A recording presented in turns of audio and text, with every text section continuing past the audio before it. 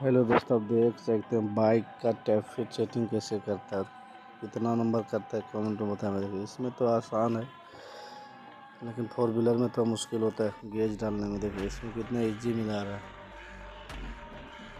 देखिए कितना number setting कर रहा है कमेंट में बताएं जिसको जानकारी है। देखिए बाइक का देखिए कैसे मिला रहा है। आप इसे देख के आप मिला सकते हैं। वीडियो अच्छा लगे तो लाइक करें।